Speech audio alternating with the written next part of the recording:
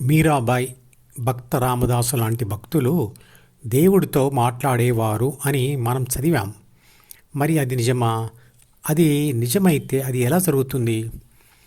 మనిషిలో సంఘర్షణ లేదా ఒత్తిడి ఎక్కువైనప్పుడు, అది అలవాటుగా మారినప్పుడు, ఆ ఒత్తిడి పోవడానికి లేదా తగ్గడానికి కొంతమంది తమలో తాము మాట్లాడుకుంటారు. అది ఎలాగంటే, ఆ ఒత్తిడిని లేదా ఘర్షణను కలిగించే డిలోని పరస్పర వ్యతిరేక భావాలను ప్రాపంచిక ఆత్మ అంటే చిత్రపటంలో చూపించిన ఏబీసీ చదువుతూ, విశ్లేషిస్తూ, నిర్ణయం డిలోనే రాస్తూ, దానిని నోటితో అంటూ లేదా ప్రకటిస్తూ పోతుంది. అలాంటి మనిషి తనను తానే ఒక ప్రశ్న అడుగుతాడు. దానికి తానే ఒక జవాబు చెప్పుకుంటాడు. ఆ జవాబును మళ్ళీ ప్రశ్నించుకొని తానే దానిని విశ్లేషించి వచ్చిన నిర్ణయాన్ని లేదా జవాబును మనసులో రాసుకొని మళ్ళీ మళ్ళీ చదువుతాడు. ఈ వ్యవహారమంతా ఎవరో తనను ప్రశ్న అడిగినట్లుగా, తాను జవాబు చెబుతున్నట్లుగా, లేదా తానే ఎవరినో ప్రశ్న అడిగినట్లుగా ఆ వ్యక్తి జవాబు చెబుతున్నట్లుగా ఉంటుంది. అది ఇద్దరి వ్యక్తుల మధ్య జరుగుతున్న సంభాషణలాగా ఉంటుంది. అందులో ఆ రెండో వ్యక్తిని దేవుడు అనుకుంటారు. ఇది ధ్యానంలో కూడా జరుగుతుంది. ధ్యానం వలన కలిగిన అనుభవాలను సమాచారంగా మనసులో రాసుకుంటారు. వాటికి వ్యతిరేక భావాలు ప్రశ్నల రూపంలో మళ్ళీ ఎప్పుడో మీ ముందుకు వస్తాయి. వాటికి జవాబులు మీ విశ్లేషణ ద్వారా మీరే చెప్పుకుంటారు మరియు మనసులో రాసుకుంటారు. ఇలా పరస్పర వ్యతిరేక లేదా సంఘర్షణాత్మక విషయాలు ఆలోచనల రూపంలో వస్తున్నప్పుడు సమాధానం కొరకు విశ్లేషణ మొదలవుతుంది. అలా నిర్ణయాత్మక జవాబు కొరకు వెతుకుతున్నప్పుడు మీ జ్ఞానంలో నుండే ఏదో ఒక సమాధానం దొరుకుతుంది. ఆ విశ్లేషణాత్మక సమాధానాన్ని మీరు మనసులో రాస్తారు. దానిని మీరు నోటితో అంటూ రాస్తూ ఉంటారు. దానిని మీరే వింటారు. ధ్యానంలో మీకు కలిగిన అనుభవాలను లేదా తోచిన వాటిని విశ్లేషిస్తున్నప్పుడు ఆ విశ్లేషణ తర్వాత ఏర్పడే నిర్ణయాలను మీరే చదువుతూ ఉంటారు.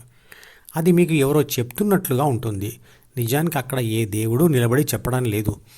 మీరే దాని రైటర్, మీరే రీడర్, మీరే డైరెక్టర్, మీరే యాక్టర్, మీరే ప్రేక్షకులు, అన్నీ మీరే. దానిని దేవుడు చెప్తున్నాడు అని మీరు భ్రమపడతారు అంతే. భక్తితో దేవుడి రూపాన్ని ఆరాధిస్తూ తమ హృదయంలో నిలుపుకున్న భక్తులు తాము ఆరాధిస్తున్న ఆ దేవుడు తమ హృదయంలోనే ఉన్నాడని, తమ ప్రశ్నలకు జవాబు చెప్తున్నాడని, అతనితో తమ భావాలు భావోద్వేగాలు పంచుకున్నట్లుగా ఊహించుకుంటారు. గుడిలోని దేవుడి విగ్రహాన్ని దర్శించడానికి చాలా రోజుల ముందు నుంచే ప్లాన్ చేసుకొని, కావలసిన కొబ్బరికాయ, పూలు అన్నీ కొనుక్కొని, గుడికి ఎలాంటి డ్రెస్ వేసుకోవాలో కూడా ఆలోచించి వేసుకుని, ఇంటి నుంచి ఎంతో భక్తిభావంతో గుడి ప్రాంగణం చేరుకుంటాం. దేవుడి ముందు సంపూర్ణమైన భక్తి భావంతో, అంటే దేవుడి మీద మనసా వాచా కర్మణ సంపూర్ణ ధ్యాస పెట్టి శ్లోకాలు లేదా పద్యాలు లేదా మంత్రాలు మనసులో చదువుకుంటూ శ్రద్ధగా రెండు చేతులు జోడించి కళ్ళు మూసుకొని ప్రార్థిస్తాం. కానీ ఇంట్లో రోజు ఉదయం మొబైల్ ఫోన్ ముందు కూర్చొని ఏ రకమైన భక్తిభావం లేకుండా, ఎటువంటి శ్రద్ధ లేకుండా, ఏ మంత్రాలు శ్లోకాలు పద్యాలు లేకుండా, కళ్ళు మూసుకోకుండా, చేతులు జోడించకుండా దేవుడి విగ్రహాన్ని అంటే దేవుడి ఫోటోను ఇటు నుంచి అటు, అటు నుంచి ఇటు వాట్సాప్ యొక్క గుడ్ మార్నింగ్ మరియు గుడ్ ఈవినింగ్ మెసేజ్ల ద్వారా ఫుట్బాల్ లాగా వాడుకుంటూ ఉండడం ఆ దేవుడిని అవమానించడం కాదా? నా ఉద్దేశంలో దేవుడి విగ్రహాన్ని లేదా ఫోటోను WhatsApp good morning good evening మెసేజ్లకు వాడుకోవడం ఆ దేవుడి విలువను దిగజార్చినట్లే. షాపులకు, ఆటోలకు, కారులకు కూడా దేవుడి ఫోటోలు వాడుకోవడం మంచిది కాదని నా ఉద్దేశం.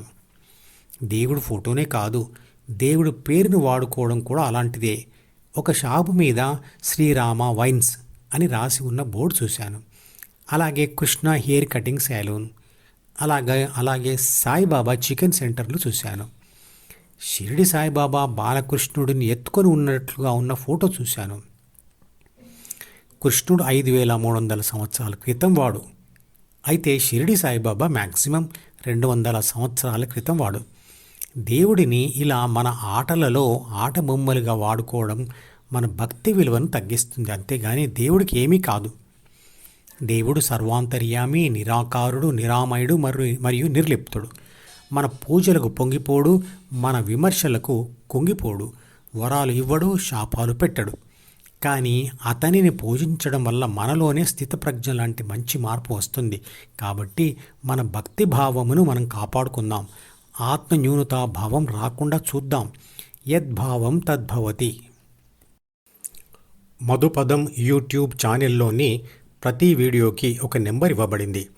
1వ నంబర్ వీడియో నుండి మొదలుపెట్టి వరుసగా చివరి వీడియో వరకు చూస్తేనే ఆత్మశాస్త్రం సంపూర్ణంగా అర్థమవుతుంది. ఈ వీడియో డిస్క్రిప్షన్లో ఉంచిన మధుపదం ప్లేలిస్ట్ లింక్ ద్వారా అన్ని వీడియోలు వరుసగా చూడవచ్చు.